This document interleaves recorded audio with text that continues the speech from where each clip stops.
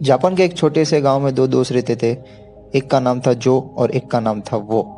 तो एक दिन जो अपने बाथरूम में नहा रहा था और उसने क्या देखा, उसने देखा एक भूत।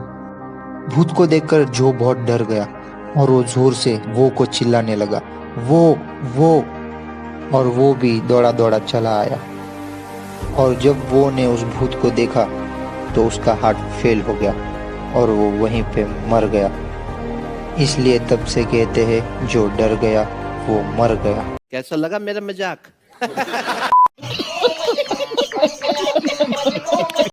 एक बार पप्पू अपने किसी ज़रूरी काम से दिल्ली गया हुआ था। दिल्ली पहुंचते ही आपको तो पता ही होगा कि पप्पू बहुत शकी किस्म का इंसान था। उसने तुरंत अपनी बीवी को कॉल किया। कई बार रिंग बजने के बाद पप्पू के वॉचमैन ने फ़ोन उठाया। फिर वॉचमैन बोला, साहब मैडम तो साहब के साथ टीवी देख रही है। पप्पू बौखला गया। पप्पू की सीटी बिटी गुल हो गई। उसने कहा, अरे भाई साहब तो मैं हूँ। फिर वॉचमैन बोला, तो मैं क्या करूँ? पप्पू गुस्से में बोला, एक काम कर, दोनों को गोली मार दे। कुछ देर बाद वॉचमैन बोला, साहब अब इस लाश का क्या करूँ? पप्पू बोला, अपने बंगले के पीछे के तालाब में फेंक दे।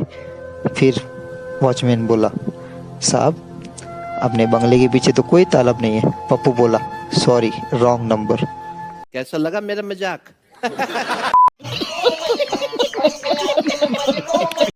एक चोर रात को एक घर में घुसा था। वहां पे दरवाजा खोल के देखा तो एक बूढ़ी औरत लेटी हुई थी।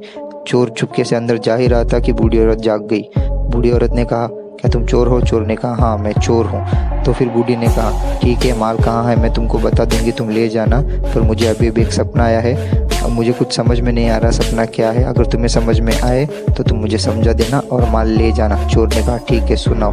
तो बूढ़ी ने सपना सुनाना शुरू किया। बूढ़ी ने कहा कि मैं एक रेगिस्तान में फंस चुकी थी और वहाँ पे एक गीदड़ आके मेरे पास बैठ के मुझे बोला जोर जोर से, पंकज पंकज पंकज। फिर चोर बोला, तो इसमें क्या हुआ? मुझे कुछ समझ में नहीं आया।